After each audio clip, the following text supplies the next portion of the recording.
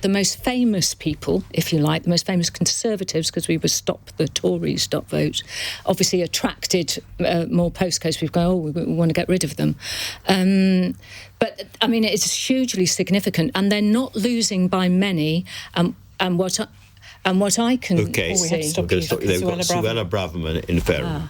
Suella Braverman, 17,561. Kevin Chippendall Higgin, Reform UK, 9,084. Edward Dean, Rejoin EU, 210. Gemma Furnivall, Labour Party, 11,482. Bella Hewitt, Liberal Democrats, 9,533. Robert John Holliday, Hampshire Independents, 217. Baz Marie, Green Party, 2,036. There are 168 rejected ballot papers. So I hereby declare that Suella Braverman, Conservative Party, is duly elected. So with Suella Braverman back in again, that is really significant in the future fight for the Conservative Party leadership. She is the senior figure who is most pro-Farage, most keen to open the door to Farage into the Conservative Party. She's going straight to the podium. Here she's about to speak. Yeah. This should be worth hearing.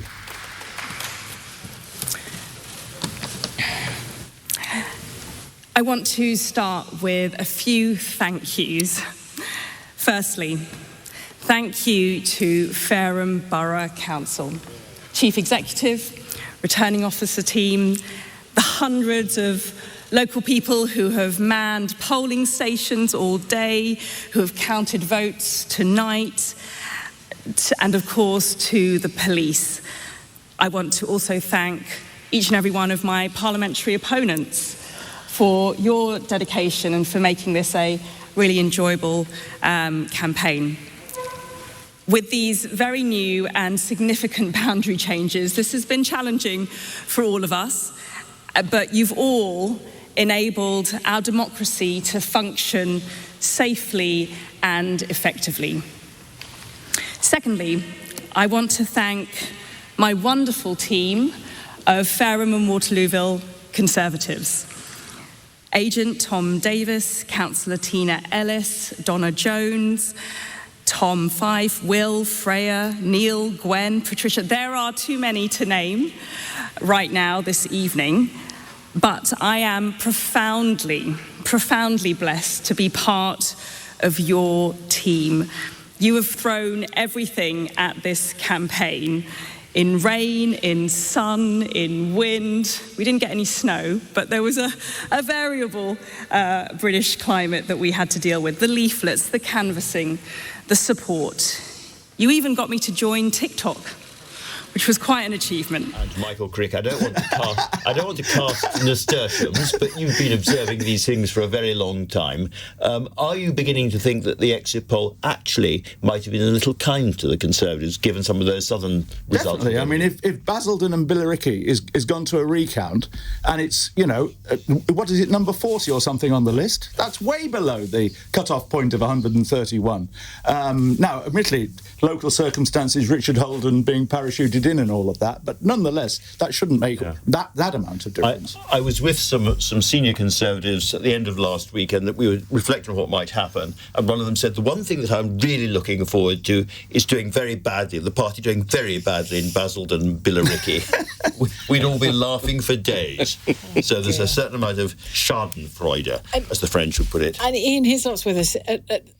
Let's say, even if they get fewer than the 13 that the exit poll, they being reformed, fewer than the 13 that the exit poll initially said, Nigel Farage looking strong in Clacton, Nigel Farage in Parliament, I mean, there's material for you if ever there was. Yeah, well, if you remember his performance in the European Parliament over the years, he said, I'll go there and be annoying, and he delivered on that promise, and that's what he'll do again. And it feels to me a bit like that European election where, I mean, they got, 30%? I mean, there was this vast thing, and everyone was sort of surprised and not expecting it. But in the end, It didn't turn into what they thought it would turn into. And I'm really interested in someone to say, well, how on earth will Labour, if they get a thumping majority, deal with reform? With any luck, they'll ignore them. I mean, that's the point of having an enormous majority.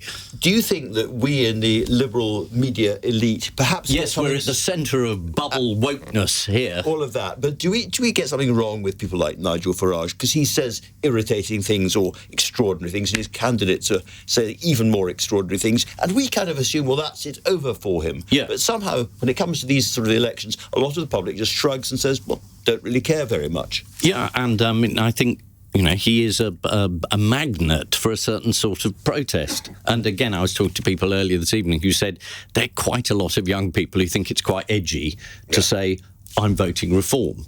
It marks you out as protesting against your parents, whichever way they happen to go. And no one ever felt very edgy voting Lib Dem. Sad but true. But when they get sort of 16% in the exit poll, no one says, well, I think the major parties have got to adjust themselves to deal with the Lib Dems. I mean, has anyone ever said that? Well, maybe this time they will a bit. I mean, if there's a big chunk of Lib Dems there, and they've got policies to the left of Starmer and, as it were, to the left of Starmer in Europe, he may have to think about them. Yeah, and if the Lib Dems get Tunbridge Wells, which I gather is... They have. They've actually got it. Sorry, I was very busy having that's fine. a pizza. Tea and a cake. That's fantastic. Well, we've now got Liberal of Tunbridge Wells. I mean, that's fantastic. As they said, irritated of Tunbridge Wells. One of the interesting aspects of tonight is that traditionally it's the Lib Dems who say we're cheated by the electoral system.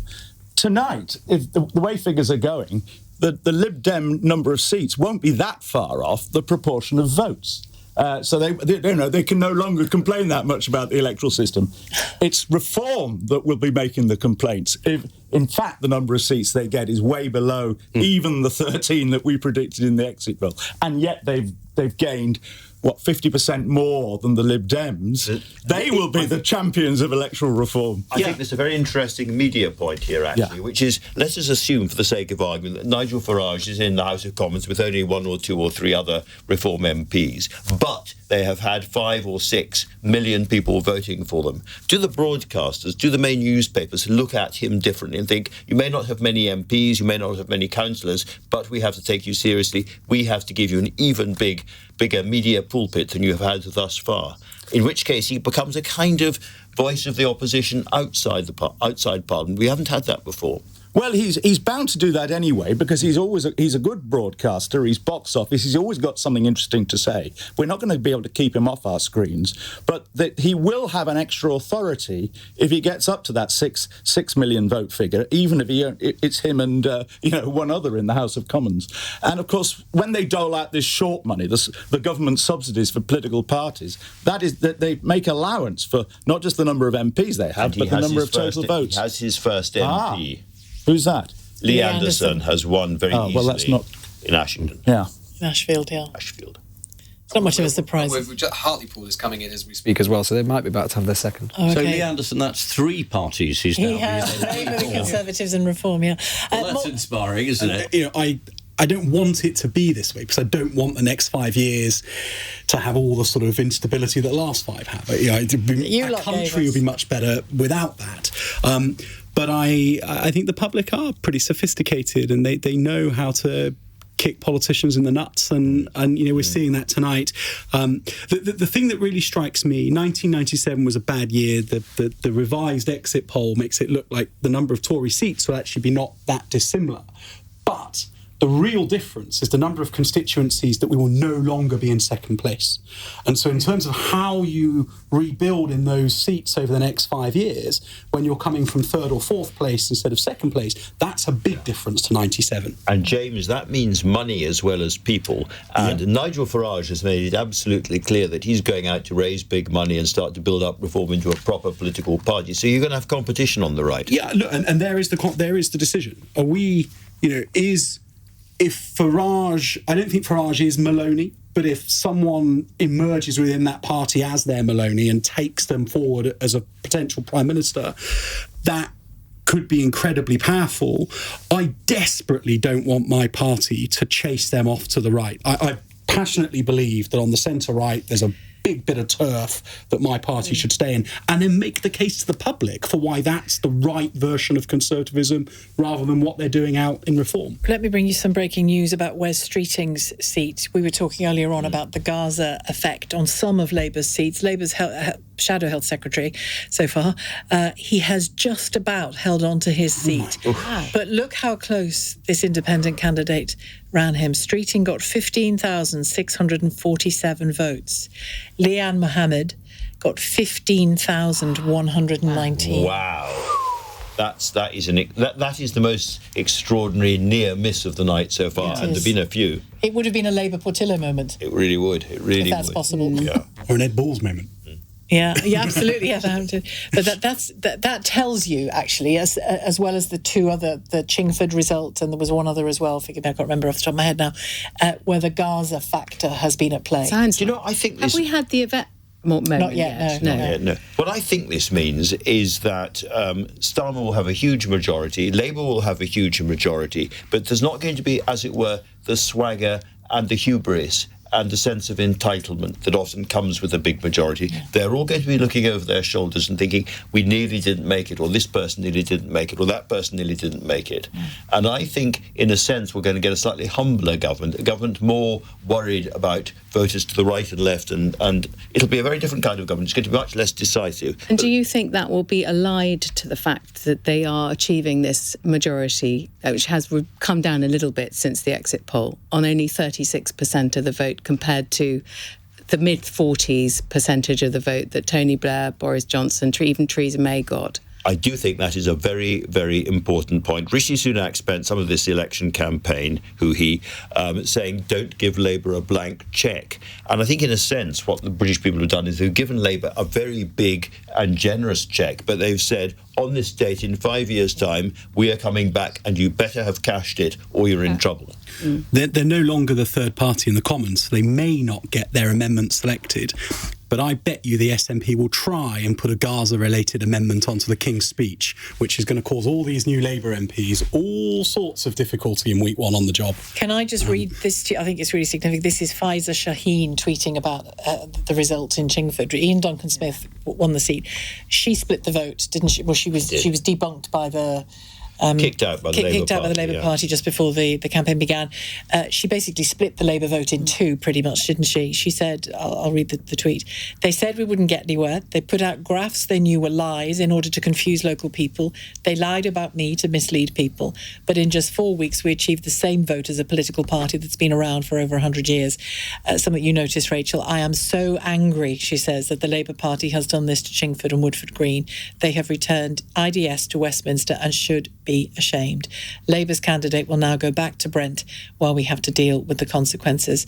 And then she goes on to thank people for her support. But there's rage there, isn't there? There is rage, a lot of anger around, yeah. And on Johnny Mercer, Carol, yes. Carol Vorderman with us, you've had a bit of a sort of personal ding-dong with him, haven't you? Yes, we've had a lot of toing and froing. Animus. Yes, animosity, one might say, after his wife started trolling me. So, yes, and it's interesting that you say about Faiza Shaheen and the anger that's around, because it is that when people have this sense of entitlement and when they start lying about you or her, I think it's great when women stand up for themselves, to be perfectly honest, and say, I'm not having that. I will not be bullied. I will not be harassed, and I'm coming back at you. And in a sense, all of this with Johnny Mercer was going on even in social media. Even if it delivers media. a Conservative to your constituency. And he and she, I mean, she was, swearing on Twitter and doing all sorts of different things. And the people of Plymouth, they have this wonderful candidate, Fred Thomas, and a couple of weeks ago, Mercer was trying to say he was the wrong kind of veteran. He was a Royal Marines officer for 7 years. And it was just like gutter stuff, and that had nothing to do with me. So it's that sense of, even yesterday, his wife there were some Gulf War veterans there with banners, and she was ringing up the police about these people. You shouldn't have these banners here, I'm ringing the police, and told them there was an altercation when there hadn't been an altercation, and all of this kind of thing. And it's that kind of action. I mean, we're going back to, this sense of entitlement and put him to one side. It's this scandal after scandal and this kind of, we are going to tell you what is best for you. And this detachment of Westminster and privilege and entitlement from people in the street, which is why I think it's also, I just wanted to say, I mean, this is completely irrelevant, but I've known Fred Thomas, who's the new Labour MP for Plymouth, since he was born. Am I allowed to say that? Oh, really? So I feel but you're only 27. Of course. As you know, I feel a proprietorial joy in the fact that somebody I've known since their birth has become an MP, a Labour MP, in this historic, new Parliament. Absolutely. Can I just add to that? Not that I know anyone since they were born, though.